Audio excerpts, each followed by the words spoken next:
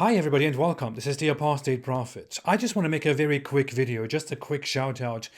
Normally, everybody knows that there is always a problem going on between me and Muslim apologists, and especially between me and somebody like Mohammed Hijab. Normally, I would be here blasting Mohammed Hijab for how dishonest and how terrible he is, and how poorly he treats others. But today I want to do something different because I think I need to be consistent with my values, and I need to give credit where credit is due, and need to praise somebody where that person deserves to be praised. Today I want to applaud Mohammed Hijab for something that he has recently done. To everyone's surprise, including to mine, Mohammed Hijab hosted a transgender hijabi on his podcast. Mohammed Hijab's small podcast on his own channel is known as a place where he causes big controversy. That is also where Yasser Qadi discussed the holes in the standard narrative of the preservation of the Quran and caused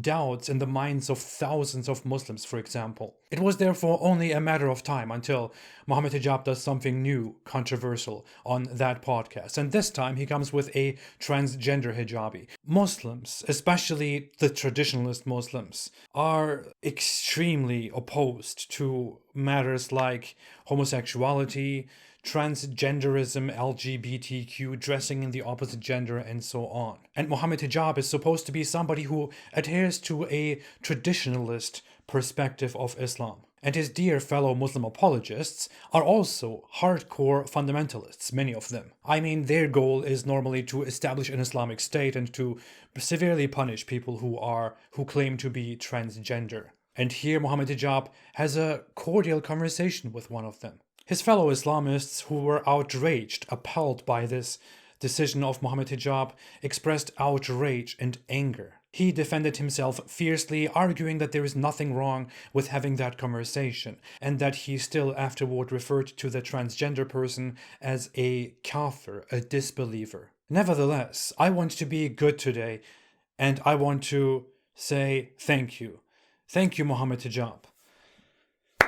I have nothing but respect for your decision to make Islam more open and more inclusive, to make Muslims more open-minded, to introduce concepts that are considered scandalous, controversial, unfamiliar, terrible to Islam and to Muslims. I think Mohammed Hijab deserves praise and respect for this big step that he has made for Islam, a big step forward toward opening the minds of Muslims. Mohammed Hijab has contributed to changing Islam, to further departing from a traditionalist, fundamentalist, radical Islam and going more toward a reformed Islam, a more bearable Islam. For example, recently he also yelled to me that he thinks apostates like me should not be executed, that we should be relocated to non-Muslim states, or at least until Islam has the power to execute us, because right now the world just wouldn't accept Islamic states to simply execute us.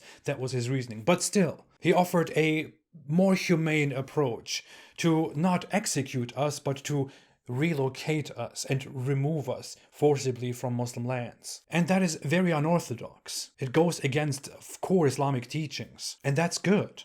That means change. And what does Islam need more than change? And this move, introducing LGBTQ conversations to his audience, this is simply commendable. I appreciate it, and I applaud it. And even if I don't applaud it physically with my hands, I am applauding it in my heart right now as we are speaking. I'm doing it right now too. Look. Before I forget, I also want to express that I find it very respectable and admirable that the transgender hijabi, the transgender person who joined Mohammed Hijab in his conversation, actually had the courage to go there, to participate in that conversation.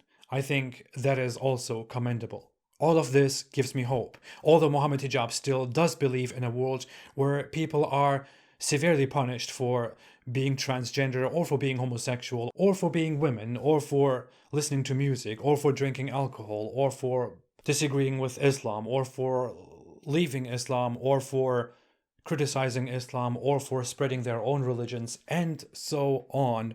I guess we can put all of that aside for a brief second to just say, I appreciate the reformist approach, dear Mohammed Hijab.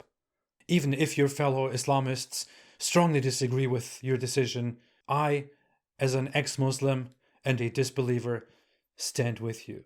That's all I want to say. I will be back. Have a fantastic day, and for an open-minded Islam. Stay away from Islam. Now we can get back to criticizing the bad stuff again.